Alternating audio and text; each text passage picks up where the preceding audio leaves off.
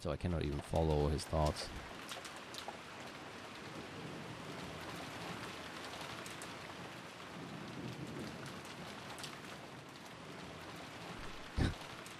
So, did you figure out who killed Beatrice? It was you. What? Yeah, more or less. You don't mean the head, do you? Bancastle isn't asking about the two Beatrices involved with Kinzo. She's talking about who killed the Beatrice of 1986. I'm not really sure what you mean by the Beatrice of this year. What's all this about a witch called Beatrice? And then there's what we were just talking about in that epitaph too. Isn't it about time you explained all this to me? Alright. No point stringing you along. Let's start from the beginning. Who is this witch Beatrice? Strictly speaking, it isn't a person. Oh, let's start from the beginning. It's probably Leon talking. Strictly speaking, it isn't a person. It's the concept known as Beatrice the Golden Witch. You mean the ghost stories themselves? To be more specific, even the ghost stories are only one of the elements that create the concept. You've lost me. Ghost stories are normally told in the second person or third person. However, someone started telling those in the first person. You mean someone started claiming that they were Beatrice?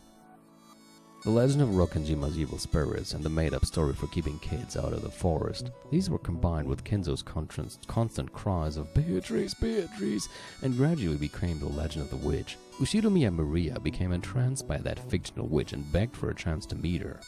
And then someone answered her call. I'm still not following, but I'll just nod and tell you to keep going. What do you mean by answered her call? Because of Ushiromiya Maria's unfortunate childhood history, she became obsessed with the occult. Someone felt sympathy for her, acted the part of Beatrice, and played with her. Maria tends to recognize people by their behavior, rather than their physical appearance.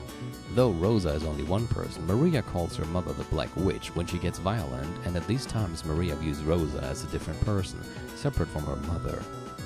In other words, even when a person visually looks the same, she tends to view them as multiple different people depending on their attitude. This fact puts the scene where Maria first met Beatrice in a new light.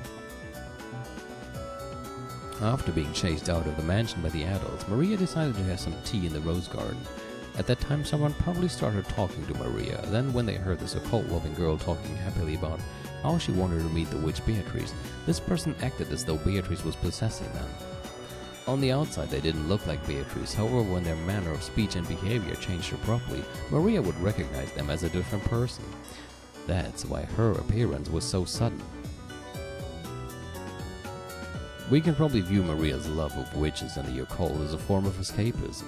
She believed the power of witches could bring about change in her unfulfilling and incomplete life. That's why she wanted to believe that witches exist. She thought that believing could make her happy. It's true that Aunt Rosa brought up Maria by herself and that she was always busy with work. I do feel sorry for Maria, but still. Don't neglect the heart. Maria believed for the sake of believing. She believed in Beatrice's conjuring trick from the bottom of her heart. That probably comforted her a lot. And at that moment, the witch Beatrice was born. Someone saw that Maria-chan wanted to meet a witch, so they decided to play witches with her? That's right.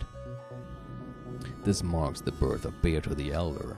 All of that about living 1,000 years and being bound to Rokkanjima, that was mixed into the story of ghosts wandering the mansion at night, which was part of the legend of Rokkanjima's evil spirits. As Furuto Erika guessed, the two ghost stories had fused. Someone fused the two stories together and acted the part. So Beatrice had held traits from both ghost stories. She was the master of the mansion's night, while also fearing spider webs. I have an idea. But okay. So when Bancastle asked us to kill Beatrice, she means who killed the kind person who acted the part of Beatrice? That's close, but not quite. She doesn't mean someone acting a part. We're talking about two different people. Just like how in Maria's eyes, her mother and the Black Witch are different, separate people.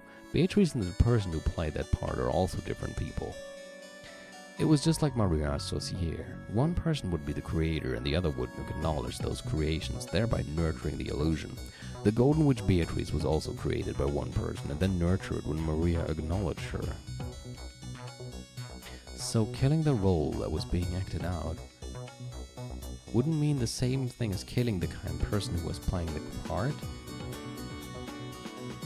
Even if Beatrice's vessel is lost, that isn't the same as Beatrice being killed. It's easier to understand if we use a telephone as an example. Let's say I called you on the phone. From my perspective during the call, the phone is you, in the sense that it's what I talk to. But what if I break the phone? I see. If you kill the phone, you won't be able to talk to me, but that doesn't mean you have killed me. We know Maria once offered to let Beatrice possess her early on in their relationship. That clearly shows that Beatrice didn't look like the portrait at that time. So if the person acting the part and the witch character they play are different people, we're talking about killing just the witch character itself. Is that even possible? Only the actor can kill the character. In other words, the person who killed Beatrice is the person who played the part of Beatrice. You mean that the person who played witches with Maria-chan is the culprit Bernd Castel is talking about? That's it. But as if that wasn't confusing enough, this chapel is now a world inside a cat box. The culprit is the cat. There are now two cats existing at the same time, one alive and one dead. Confusing is right. I'm still lost, but keep going. You're saying that there are two culprits? Right. The human who can create and kill Beatrice, and the human who never gave birth to Beatrice in the first place, who can kill the entire concept of Beatrice. Both of those humans are here. Then let me ask, in this Beatrice murder case, who are the two culprits? Let's start with the dead cat. Who is it? You. What? It's painfully easy to guess. Your world is the only one with which Beatrice doesn't exist. I don't understand. Both Maria and Jessica told me stories about the witch Beatrice. However, when they talked about the ranking system at the dining table, you weren't there. I wasn't there? Maria came to visit Rokkanjima with Rosa, and Rosa was sitting next to her. That's impossible. If you exist, then Leon comes after Rosa, then Jessica, then Maria. Oh, I see. That's why he was asking about it. There should be two people between Rosa and Maria in rank. In that case, they should be sitting on opposite sides of the table and separated by one seat. Because even if it's not a family conference, Leon would be there. In other words, in the world where Leon exists, it's impossible for Maria to be sitting next to Rosa. It was the same in Jessica's story. If you were added to the ranking system, then when looking down the table towards Kinzo's seat, you should be on the left side and Jessica should be on the right. After that comes George on the left side and Angie on the right. Jessica and Angie will be sitting next to each other whether you're there or not. However, which side of the table they're sitting on changes. In the world where Leon exists, Angie's seat is on Jessica's left. However, if Leon doesn't exist, then Angie's seat is on Jessica's right.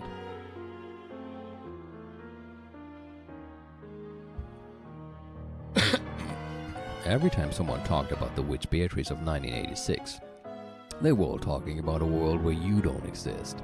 And in your world, there are no ghost stories about a witch. To you, Beatrice is either Kinzo's mistress or his benefactor, not a wandering ghost. The head loved Beatrice deeply, did he not? I can't imagine why she would be made into a ghost story. Exactly. If you exist, the witch Beatrice doesn't. Your existence kills Beatrice. Are you saying I'm the culprit to kill Beatrice? That's just crazy. How can I be the culprit if I don't even understand her and have never met her? Flip it around. If you don't exist, Beatrice will be born. Flip it? Are you trying to say Beatrice and I are two sides of a coin? That's a good way to put it. That's it exactly. You're a coin and Beatrice is on the other side. I don't get it at all. At first, I didn't get your existence either. But I formed a theory about you after hearing all this. The key is that you're 19 years old. I don't remember telling you my age, but you got it right.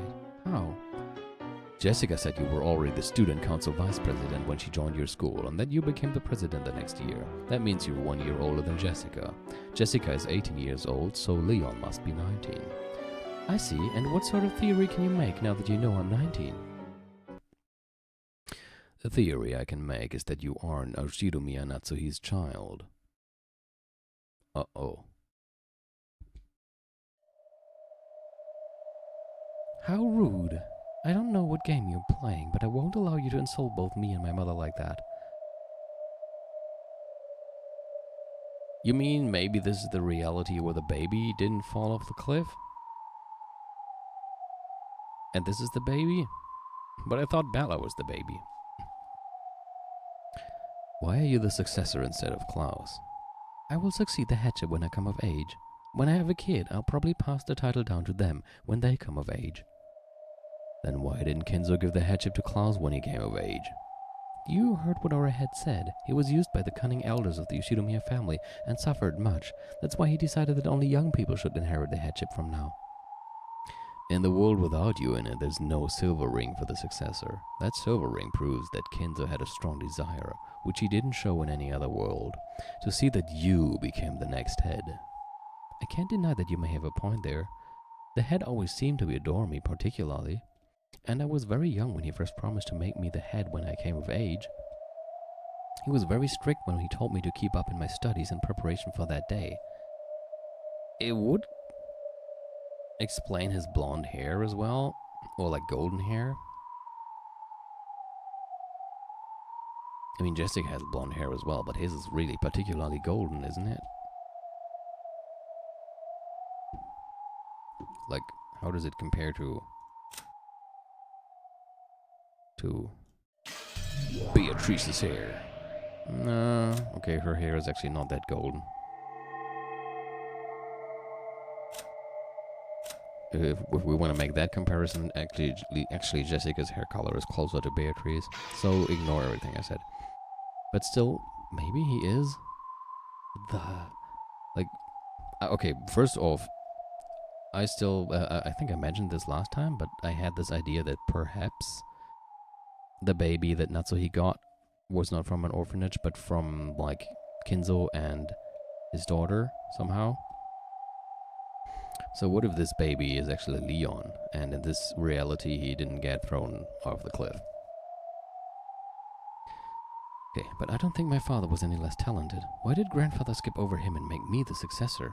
I've thought it strange from time to time, but since it's always been that way, I've never said so aloud. I mean, it would make sense if he was like, yeah, actually the son between Kinzo and what Kinzo saw it was reincarnation Beatrice. That would definitely probably make Kinzo treasure this child a lot. Do you know why Kinzo wanted you and not Klaus to become the next head? How could I know? Are you trying to tell me to stop neglecting the heart again? Do you think you understand how the head's heart works? It's because you're the child of Kinzo and... Oh! What did I say? You're the child of Kinzo and Beatrice. Well done. There was a crisp applause and a mocking laugh. Bernkastel. That was faster than I expected. I thought you'd let me play a bit longer.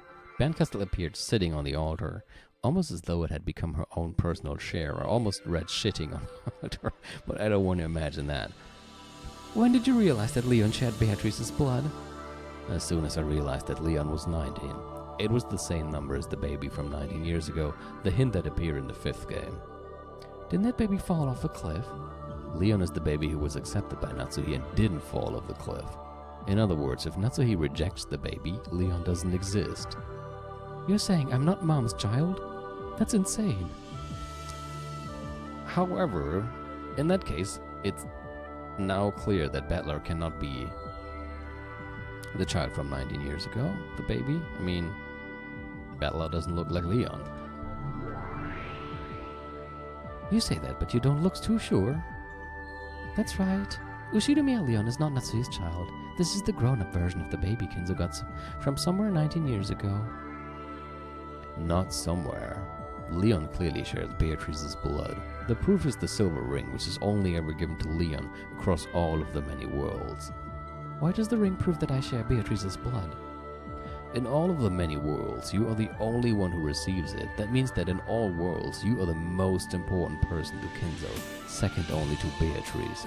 And his love for you is clearly greater than it is for his son, Klaus, or his granddaughter, Jessica. And you are 19 years old. In other words, if we look back to see what happened 19 years ago, it can lead to a certain theory. 19 years ago? What's supposed to have happened at the time I was born? You heard it too, didn't you? He even heard it today. And Will was with you, right? You don't mean Aunt Rosa's story? That's right. Rosa's story came out in the 3rd game, and when the age of the baby in the 5th game matched that date, a certain theory became possible. The fact that Kinzo brought a baby from somewhere and tried to add it to his family proves that the baby was somehow important to him. And I'm the child of the Kuadorian Beatrice. The Kuadorian Beatrice was the daughter of the Beatrice who arrived in that submarine, but Kinzo didn't think of her as a daughter. He believed she was the same person, Beatrice reborn. When that reborn Beatrice reached the same age as the first Beatrice and truly looked like Beatrice's double, Kinzo made a terrible mistake. I don't want to hear it. That's how it is. Kinzo got Beatrice pregnant with Beatrice, and then he got that Beatrice pregnant with you. So you're both Kinzo's child and Beatrice's grandchild. If we consider Kinzo's heart, this is the inevitable theory we reach for explaining why he treated you so specially. He regretted his mistake so much that he tried to make you his proper grandchild. In almost all cases, Natsuhi's pride is brutally hurt, and she refuses to raise Leon. Because of that, you almost always fall from the cliff and disappear. I heard that I was the child they were finally blessed with after so long, and that Jessica was born the next year. If you really never suspected that Natsuhi wasn't your mother, then you should thank her in this world. The reason you never realized the truth is because she has shown as much affection to you as she did to Jessica. Kinzo might be a horrible person. Yeah. There's no need to thank her. After all, it took a dizzying span of time just to find a fragment with you in it. Mathematically speaking, there's actually a 2,578,916, 2,578,917th chance of her refusing to raise you. You should probably be thanking me for creating this miracle, not Natsuhi. Enough with your stupid probability games. Oh, I'm sorry. No matter whose blood you bear, that doesn't change the debt you owe to the family that raised you. I realize that. Still, I would like some time to calm down and think things through. That is, if you'll refrain from ignoring my heart. Sure. Leon took a deep breath and looked upwards. Anyone would be shocked to find that their parents weren't who they believed them to be. Still, Leon should be grateful. Grateful towards the family that raised a child who wanted for nothing. It is pretty interesting. Hard to believe that the Golden Witch Beatrice might have lived such an ordinary life, even at such absurdly low probabilities. Isn't it? I think moments like this are hilarious. Yeah, see me? I can't stop laughing. Will had said it plainly. Ushidomiya Leon is how the Golden Witch Beatrice appears in a different world. The baby Natsuhi rejected 19 years previous. If she had accepted that child, this is the future that would have occurred. However, if she doesn't accept that child, the witch will be born. But why? The baby whose birth was not celebrated becomes a witch. Leon is the dead cat. However, Leon's existence has nothing to do with what you're interested in, the Rokkanjima serial murders. In other words, Leon is the cat that disappears when you open the cat box. Exactly, Leon is just a disappearing cat. But this was pretty fun for a side trip, don't you think? You're the only one having fun. If I wasn't trapped here, I wouldn't even worry about reasoning this out. I think I know why I was chosen to be your partner in this strange detective game. It seems this Bandcastle witch enjoys toying with people's fates and sneering at them. Wow, incredible. It's rare for someone to understand me on the day we meet. Apparently I become something that gets called a witch in another world, and apparently I'm the cause of some sort of crime. Is that my sin? It's no sin of yours. You are you. How things would be if the coin were flipped the other way isn't your problem. Thank you. Even so, I don't think anyone would be pleased to hear that they caused some sort of trouble in a world of a different fate. Please tell me, what do I do in that other world? Bandcastle. Should we show the fragments to this kid? Will opened his hand, and something that looked like a pale blue glowing shard of a crystal appeared there. It was a memory, no, a game record of all the games so far. Yeah, I don't know if I would want to go on a date with Bancastle ever. Touch this. You'll be able to see your fate in other worlds. Your face is telling me that I'd be happy if I didn't touch it. Of course. You've probably guessed, but the story here isn't a happy one. Even so, even if it is another world, it's still about me. You have both the right to know and the right not to know.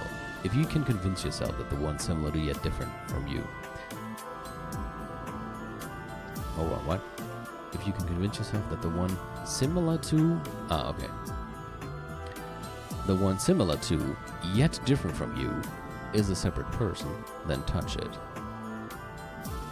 Don't you want to know about the fate you might have reached? Okay, if Bancastle is trying to make you do it, it's probably a bad thing for you.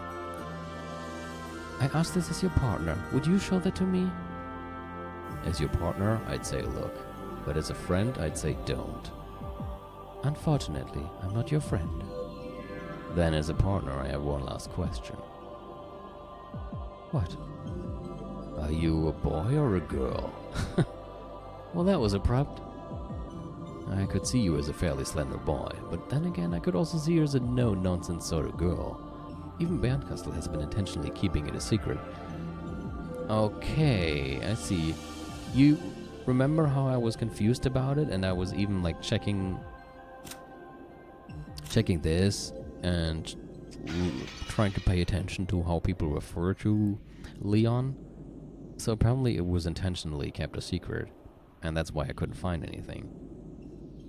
She made Jessica call you our successor somehow all the time instead of Nissan or Nissan. Ha!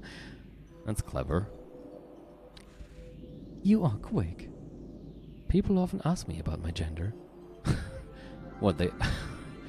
Maybe you should do something about your appearance then, if people actually often ask you about your gender. So I always give the same irritated response. Which do I look like to you? I mean, you don't have to change anything if you like people always asking about it. But if it irritates you, I mean, you might try to do something. In the 5th game, you're supposed to be a boy. But in many other games, you're thought of as a girl. In the 6th game, when Roshuda Miyabella was the master, 2 demons of different sexes appeared, but we didn't know which was which. Well, that's true. In fact, strictly speaking, it started all the way back in the very first game. Your gender is one of the hidden mysteries that exists outside the games themselves. What do you mean it started in the first game? Am I supposed to understand that?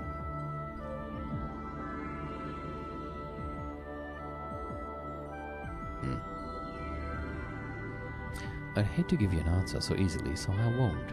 We're partners, right? Does it really matter if I'm not the gender you prefer?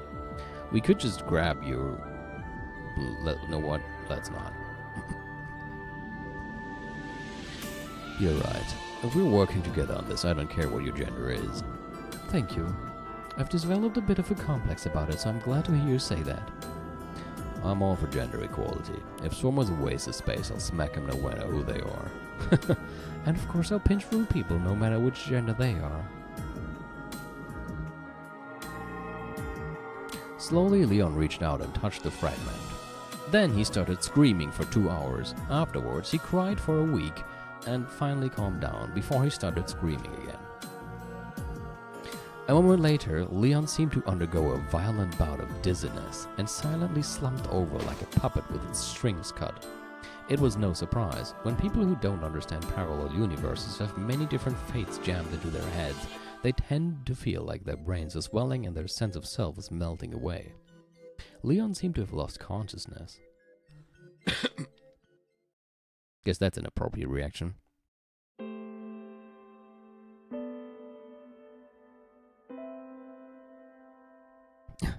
So, Leon had what it took to learn everything. A perfect piece to be your partner, wouldn't you say? I'll continue my reasoning. I've talked about the dead cat. Very true. Next up is the living cat. The only one who can kill the Beatrice of 1986 is the one who created her. There are tons of hints. If you think about it, they've been coming since back when Beatrice was running the games. That's true. In the fourth game between Beatrice and Bella, Beatrice's origin became clear, and at that point I learned who Beatrice was, and about that person's heart. What do you mean by heart? The motive. The reason why Beatrice had to commit a game-like crime on October 5th, 1986, putting even her own fate on the line. Impressive. So you figured out the whodunit and the whydunit as early as the fourth game, then what about the howdunit? Once you know who the culprit is, theorizing about the howdunit isn't impossible. Those linked closed rooms in the third game were a pretty nice job. Almost made me feel like applauding. And the who am I from the end of the fourth game? The culprit who can kill everyone at 24 at midnight on October 5th, no matter where they are. By that moment, it's possible to form a certain sort of hypothesis. You might call it the other treasure of the Golden Land. Oh, so you say you can reach all of the answers by the fourth game? In other words, with just Beatrice's games? That's possible. After that, Lambda Delta's game and Battler's game were filled with even more hints, as is this game of yours. Well now, why don't you stop stalling for time and just tell me, who is the culprit?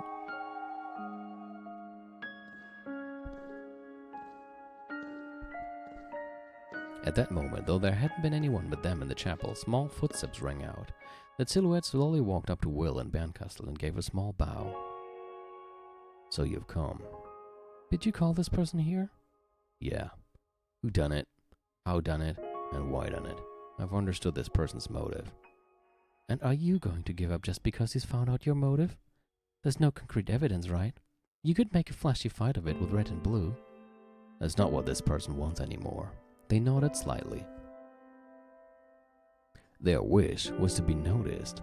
Once that happened, they had no need for trivial excuses or pointless word games. I believe that I understand your motive, your heart.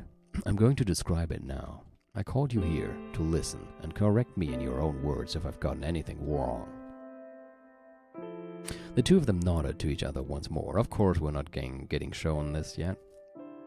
In your 4 games, I found your message, and in the 3 games with different masters, I was able to picture the strange sort of fate that must have toyed with your life.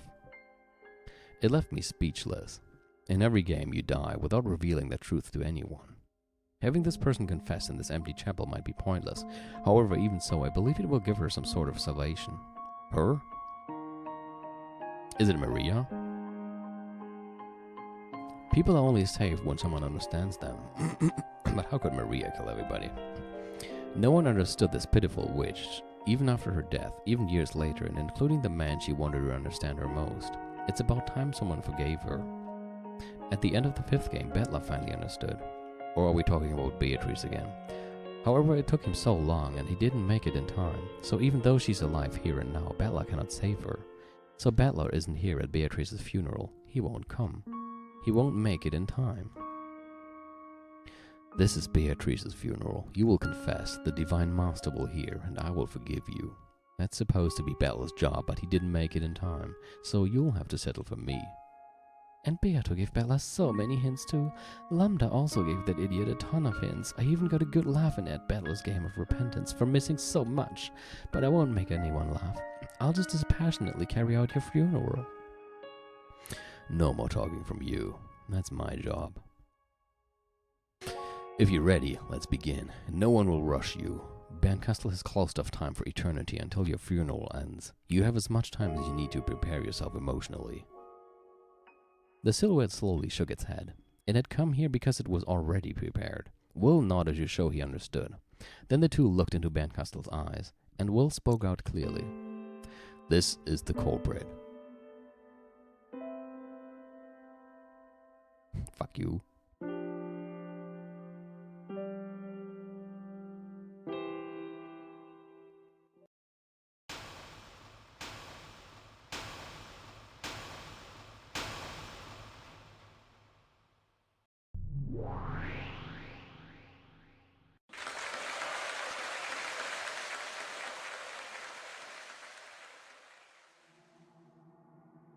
Listen. What? Who are you? I am one, yet many. What I speak is our tale.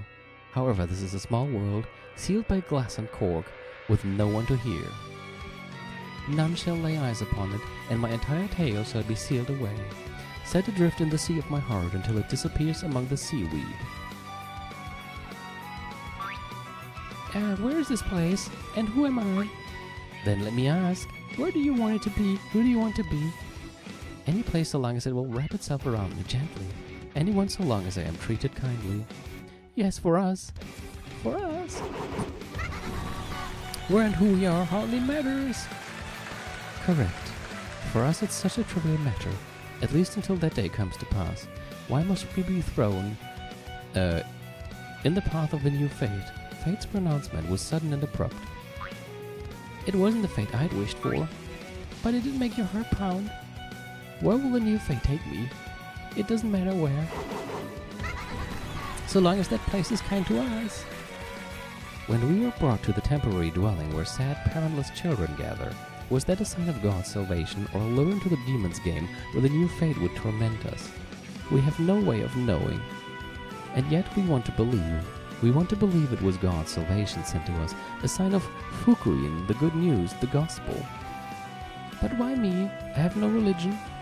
Then it wasn't the gospel, but a demon's lure. And yet we cannot go against fate. Oh, I am one yet many. I pray that the new fate brings us blessings. The time is 1976 AD, in April. At the time still too cool to be called spring. In a strange new land we were tormented by the same stale air and drafts.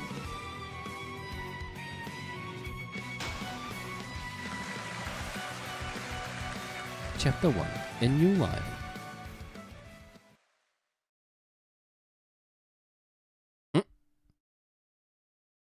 Okay.